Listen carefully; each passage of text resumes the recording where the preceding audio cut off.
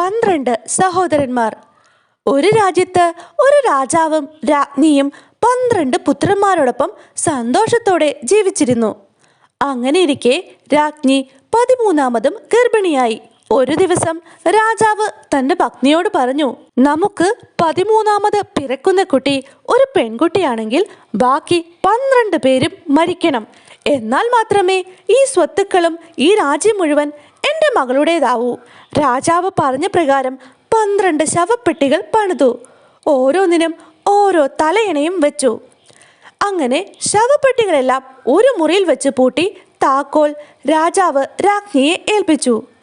എല്ലാം പരമരഹസ്യമായിരുന്നു. ആരും ഇതൊന്നും അറിഞ്ഞില്ല. അങ്ങനെ ഇരിക്കെ ഇളയ മകനായ ബെഞ്ചമിൻ എപ്പോഴും അമ്മയുടെ കൂടെയാണ് നടന്നുകൊണ്ടിരുന്നത്. 2-3 ദിവസമായി തൻ്റെ അമ്മ ദിവസം മുഴുവനും ഇരുന്ന് കരയുന്നത് കണ്ടപ്പോൾ ആ ഇളയ മകനായ ബെഞ്ചമിൻ ചോദിച്ചു, എന്താണമ്മേ ഇത്ര സങ്കടം? വളരെ നേരമായല്ലോ അമ്മ ഇരുന്നു കരയാൻ തുടങ്ങിയിട്ട്. ഇത് ഇന്ന് മാത്രമല്ല, 2-3 ദിവസമായി ഞാൻ കാണാൻ തുടങ്ങിയിട്ട്. കാരണം എന്താണമ്മേ? അമ്മ ഒന്നും പറഞ്ഞില്ല. പക്ഷേ മകൻ വീണ്ടും വീണ്ടും ചോദിച്ച് അമ്മയുടെ പുറകെ നടന്നു. അവസാനം സ്വസ്ഥത നഷ്ടമായപ്പോൾ ആ അമ്മ മുറി തുറന്ന് 12 ശവപ്പെട്ടികളും മകന് കാണിച്ചു കൊടുത്തു. പ്രിയപ്പെട്ട മകനെ, നിങ്ങൾക്ക് വേണ്ടി നിങ്ങളുടെ അച്ഛനായ രാജാവ് തയ്യാറാക്കിയതാണ് ഈ ശവപ്പെട്ടികൾ. നിങ്ങൾക്കുണ്ടാകുന്നത് ഒരു അനുജത്തിയാണെങ്കിൽ നിങ്ങളെയെല്ലാം കൊന്ന് പെട്ടിയിലടയ്ക്കും. അമ്മയുടെ സങ്കടം കൂടിക്കൂടി വന്നു. അപ്പോൾ ബെഞ്ചമിൻ പറഞ്ഞു, അമ്മ വിഷമിക്കേണ്ട, ഞങ്ങൾ ഇവിടെ നിന്ന് പൊയ്ക്കൊള്ളാം. അങ്ങനെ അവൻ അമ്മയെ സമാധാനിപ്പിച്ചു. കുറച്ചു ദിവസം കഴിഞ്ഞപ്പോൾ അമ്മ മക്കളോട് പറഞ്ഞു, നിങ്ങൾ 12 പേരും കാട്ടിലേക്ക് പോകൂ. കാട്ടിലെ ഏറ്റവും ഉയരം കൂടിയ വൃക്ഷത്തിൽ കയറി കൊട്ടാരത്തിൻ്റെ ഗോപുരം സദാ വീക്ഷിച്ചു കൊണ്ടിരിക്കണം. ഒരു ആൺകുട്ടിയാണ് ജനിക്കുന്നതെങ്കിൽ ഞാനൊരു വെളുത്ത കൊടി ഗോപുരത്തിൽ തൂക്കാം. അപ്പോൾ നിങ്ങൾക്ക് തിരിച്ചു വരാം. പെൺകുട്ടിയാണെങ്കിൽ ചുവന്ന കൊടിയായിരിക്കും തൂക്കുക. ഉടനെ തന്നെ നിങ്ങൾ രക്ഷപ്പെട്ടുകൊള്ളണം. എല്ലാ രാത്രിയും ഞാൻ നിങ്ങൾക്ക് വേണ്ടി പ്രാർത്ഥിക്കാം. തണുപ്പ് കാലത്ത് ചൂടുകൊള്ളാൻ തീ നൽകണമെന്നും വേനൽക്കാലത്ത് തീ ചൂടുകൊണ്ട് ഉരുകിപ്പോകരുതെന്നും ഞാൻ പ്രാർത്ഥിക്കും.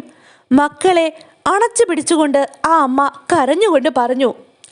അമ്മയുടെ അനുഗ്രഹങ്ങളുമായി ആ 12 സഹോദരന്മാരും കാട്ടിലേക്ക് പോയി. ഓരോ ദിവസവും ഓരോരുത്തരായി മരത്തിൽ കയറി കാവലിരുന്നു. അങ്ങനെ ദിവസങ്ങൾ കടന്നുപോയി. ഒരു ദിവസം ബെഞ്ചമിൻ കാവൽ നിന്നപ്പോഴാണ് കൊട്ടാര ഗോപുരത്തിൽ ഒരു കൊടി ഉയർന്ന് കണ്ടത്. പക്ഷേ അത് ഒരു ചുവന്ന കൊടിയായിരുന്നു. അത് അവരുടെ മരണത്തെ വിളിച്ചറിയിക്കുന്ന ചുവന്ന കൊടി. തങ്ങളുടെ സ്വന്തം അനുജത്തി കാരണം തങ്ങൾ മരിക്കണമല്ലോ എന്നോർത്തപ്പോൾ ആ സഹോദരന്മാർക്ക് സങ്കടവും ദേഷ്യവും എല്ലാം സഹിക്കാൻ കഴിയാതെയായി. ഇനി ഒരു കന്യകയെ എവിടെ കണ്ടാലും അവളെ കൊന്നുകളയും അവർ ശബ്ദം ചെയ്തു. ഇനി ഒരിക്കലും തങ്ങളുടെ കൊട്ടാരത്തിലേക്കോ മാതാപിതാക്കളുടെ അടുക്കലേക്കോ തങ്ങൾക്ക് തിരിച്ചു ചെല്ലാൻ കഴിയില്ല എന്ന് മനസ്സിലാക്കിയ അവർ കാടിൻ്റെ ഉള്ളിലേക്ക് പ്രവേശിച്ചു. കാടിൻ്റെ മധ്യത്തിൽ ഇരുട്ട് കൂടുതലായ സ്ഥലത്ത് ഒരു നല്ല കുടിൽ അവരുടെ ശ്രദ്ധയിൽപ്പെട്ടു. ആ കുടിൽ തങ്ങളുടെ കൊട്ടാരമാക്കാൻ അവർ നിശ്ചയിച്ചു. അങ്ങനെ ദിവസങ്ങൾ കടന്നുപോയി. മൃഗങ്ങളെ വേട്ടയാടാൻ പുറത്തേക്ക് പോകുമ്പോൾ കൂട്ടത്തിലെ ഏറ്റവും പ്രായം കുറഞ്ഞ ബെഞ്ചമിനെ അവർ ആ കുടിലിന് കാവലാളാക്കി. കൂടാതെ ജ്യേഷ്ഠന്മാർ വേട്ടയാടിക്കൊണ്ടുവരുന്ന മൃഗങ്ങളെ പാകപ്പെടുത്തുന്ന ചുമതലയും ബെഞ്ചമിനായിരുന്നു. പലതരം ആഹാരങ്ങൾ അവൻ ഉണ്ടാക്കിക്കൊണ്ടിരുന്നു. 10 വർഷം അവർ ആ കുടിലിൽ സന്തോഷത്തോടെ ജീവിച്ചു. രാജ്ഞിയുടെയും രാജാവിൻ്റെയും മകൾ വളർന്നു സുന്ദരിയായി. കരുണ നിറഞ്ഞ ഒരു ഹൃദയം അവൾക്കുണ്ടായിരുന്നു. നെറ്റിയിൽ പതിച്ചിരുന്ന സ്വർണം കൊണ്ടുള്ള നക്ഷത്രം അവളുടെ സൗന്ദര്യം ഇരട്ടിപ്പിച്ചു. ഒരു ദിവസം കൊട്ടാരത്തിലെ വസ്ത്രങ്ങളെല്ലാം അലക്കിയപ്പോൾ അതിൽ 12 കുട്ടിയുടുപ്പുകൾ രാജകുമാരിയുടെ ശ്രദ്ധയിൽപ്പെട്ടു.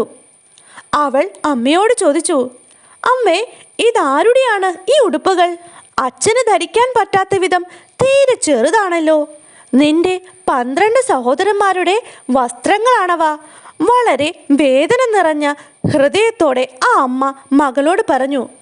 അവൾ ചോദിച്ചു, എവിടെ എൻ്റെ ജ്യേഷ്ഠന്മാർ?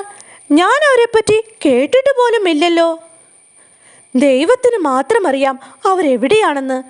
വിശാലമായ ലോകത്തിലേക്ക് അമ്മ അവരെ പറഞ്ഞയച്ചു. അല്ലെങ്കിൽ എൻ്റെ മക്കൾ കൊല്ലപ്പെടുമെന്ന് എനിക്കറിയാം. എന്നിട്ട് ആ അമ്മ മുറി തുറന്ന് ശവപ്പെട്ടികളെല്ലാം മകൾക്ക് കാണിച്ചു കൊടുത്തു. നിന്റെ ജ്യേഷ്ഠന്മാർക്ക് വേണ്ടി ഉണ്ടാക്കിയിരിക്കുന്നതാണിവ. പക്ഷേ അവർ രഹസ്യമായി നീ ജനിക്കുന്നതിന് മുമ്പ് കടന്നു കളഞ്ഞു. അമ്മ മകളോട് എല്ലാ രഹസ്യങ്ങളും തുറന്നു പറഞ്ഞു. അവൾ അമ്മയോട് പറഞ്ഞു, അമ്മ വിഷമിക്കേണ്ട, ഞാൻ പോയി എൻ്റെ സഹോദരന്മാരെ അന്വേഷിക്കാം. 12 ഉടുപ്പുകളുമെടുത്ത് ആ കൊച്ചു രാജകുമാരി വനത്തിലേക്ക് നടന്നു. പകൽ മുഴുവൻ നടന്ന് വൈകുന്നേരമായപ്പോൾ അവൾ ഒരു മനോഹരമായ കുടിലിൻ്റെ മുന്നിലെത്തി. അപ്പോൾ ഒരു കുട്ടി ആ കുടിലിൽ നിന്ന് അവളോട് ചോദിച്ചു, നീ എവിടെ നിന്നാണ് വരുന്നത്? എവിടേക്ക് പോകുന്നു? രാജകുമാരി മറുപടി പറഞ്ഞു, ഞാൻ രാജാവിൻ്റെ പുത്രിയാണ്. എൻ്റെ 12 സഹോദരന്മാരെ അന്വേഷിച്ചാണ് ഞാൻ പോകുന്നത്. അവരെ കണ്ടെത്തുന്നതുവരെ ഞാൻ എൻ്റെ അന്വേഷണം തുടരും. അവളുടെ ശബ്ദത്തിന് വളരെയേറെ ഉറപ്പുണ്ടായിരുന്നു. അവൾ തൻ്റെ കയ്യിലുള്ള 12 ഉടുപ്പുകൾ അവനെ കാണിച്ചു. തൻ്റെ മുമ്പിൽ നിൽക്കുന്നത് തൻ്റെ സഹോദരിയാണെന്ന് മനസ്സിലാക്കാൻ ബെഞ്ചമിന് പെട്ടെന്ന് സാധിച്ചു. അവൻ പറഞ്ഞു, ഞാൻ ബെഞ്ചമിനാണ്, നിന്റെ സഹോദരന്മാരിൽ ഏറ്റവും ഇളയവൻ. അത് കേട്ടപ്പോൾ അവളുടെ കണ്ണുകൾ സന്തോഷത്താൽ നിറഞ്ഞു. ബെഞ്ചമിൻ തൻ്റെ അനുജത്തിയെ കെട്ടിപ്പിടിച്ച് പെട്ടെന്ന് തന്നെ അവൻ തൻ്റെ ശബ്ദത്തെക്കുറിച്ച് ഓർത്തു. അവൻ തൻ്റെ അനുജത്തിയോട് പറഞ്ഞു, നിന്നോട് പറയാൻ എനിക്ക് ഒത്തിരി വിഷമമുണ്ട്. എങ്കിലും ഞാനും എൻ്റെ 11 സഹോദരന്മാരും ഒരു ശപഥം ചെയ്തിരിക്കുകയാണ്. ഞങ്ങളുടെ മുമ്പിൽ കാണുന്ന കന്യകമാരെയെല്ലാം കൊല്ലണമെന്നാണ് ശബ്ദം. കാരണം കന്യക മൂലമാണല്ലോ ഞങ്ങൾക്ക് കൊട്ടാരവും ഞങ്ങളുടെ മാതാപിതാക്കളെയും നഷ്ടപ്പെട്ടത്. അപ്പോൾ അവൾ പറഞ്ഞു, എൻ്റെ സഹോദരന്മാർ സുരക്ഷിതരാകുമെങ്കിൽ ഞാൻ സന്തോഷത്തോടെ മരിക്കും. വേണ്ട, നീ മരിക്കണ്ട, ഈ വീപ്പയുടെ അടിയിലിരുന്നോളൂ. ഞാൻ നമ്മുടെ മറ്റു സഹോദരന്മാരെ പതിയെ പറഞ്ഞു മനസ്സിലാക്കാം. അങ്ങനെ രാജകുമാരി വീപ്പയുടെ അടിയിലിരിക്കാൻ തുടങ്ങി. വേട്ട കഴിഞ്ഞു വന്ന സഹോദരന്മാർ ബെഞ്ചമിനോട് ചോദിച്ചു, എന്താണ് വിശേഷം? നിങ്ങൾക്കറിയില്ലേ? അവൻ മറുചോദ്യം ചോദിച്ചു. ഇല്ല, നിങ്ങളാണ് പൊരുത്തു പോയത്. ഞാൻ ഈ വീടിന് കാവല് നിൽക്കുകയല്ലായിരുന്നോ? എന്നിട്ടും നിങ്ങൾ എന്താ ഇങ്ങനെ ചോദിക്കുന്നത്? എനിക്ക് നിങ്ങളെക്കാൾ കൂടുതലായി എന്ത് വിവരങ്ങളാണ് അറിയാവുന്നത്? ശരിക്കു പറ, അവർ വീണ്ടും പറഞ്ഞു. അതിനു മുമ്പ് എനിക്കൊരു വാക്ക് തരണം. ആദ്യം കാണുന്ന കന്യകയെ നിങ്ങൾ കൊല്ലില്ല എന്ന്. അങ്ങനെ ആ സഹോദരന്മാർ തങ്ങളുടെ ഇളയ സഹോദരന് വാക്ക് കൊടുത്തു. സഹോദരന്മാരുടെ കയ്യിൽ നിന്നും വാക്ക് വാങ്ങിയ ബെഞ്ചമിൻ പെട്ടെന്ന് പറഞ്ഞു, നമ്മളുടെ സഹോദരി ഇവിടെയുണ്ട്. എന്നിട്ട് വീപ്പ പൊക്കി. അപ്പോൾ സുന്ദരിയായ അവരുടെ സഹോദരിയായ രാജകുമാരി പുറത്തു വന്നു. സ്വർണ്ണ നക്ഷത്രവും രാജകീയ വസ്ത്രങ്ങളും ധരിച്ച അവൾ വളരെ മനോഹരിയായി ആ സഹോദരന്മാർക്ക് തോന്നി. സന്തോഷഭരിതരായ ആ സഹോദരന്മാർ അവളെ കെട്ടിപ്പിടിച്ച് ഉമ്മ വച്ചു. ഭക്ഷണം പാകം ചെയ്യുക, കിടക്ക വിരിക്കുക മുതലായ ജോലികൾ അങ്ങനെ രാജകുമാരി ഏറ്റെടുത്ത് അവരുടെ കൂടെ താമസം ആരംഭിച്ചു. അവളുടെ സഹായത്തിന് ബെഞ്ചമിനുമുണ്ട്. മറ്റു സഹോദരന്മാർ ആഹാരത്തിനുള്ള വക തേടിക്കൊണ്ട് വന്നുകൊടുത്തു. ഒരു ദിവസം ആഹാരത്തിനു ശേഷം സഹോദരന്മാർ വർത്താനം പറഞ്ഞുകൊണ്ടിരിക്കുകയായിരുന്നു. ആ വീട്ടിൽ ഒരു ചെറിയ പൂന്തോട്ടമുണ്ട്. അതിൽ 12 ലില്ലിച്ചെടികളും ഓരോന്നിനും ഓരോ പൂക്കളും ഉണ്ടായിരുന്നു. രാജകുമാരി തൻ്റെ സഹോദരന്മാർക്ക് നൽകാനായി 12 പൂക്കളും പൊട്ടിച്ചെടുത്തു. പക്ഷേ ഓരോ പൂ പൊട്ടിക്കുമ്പോഴും തൻ്റെ ഓരോ സഹോദരൻ്റെയും രൂപം മാറിയത് രാജകുമാരി അറിഞ്ഞില്ല. സഹോദരന്മാർ 12 കറുത്ത പക്ഷികളായി തീർന്നു.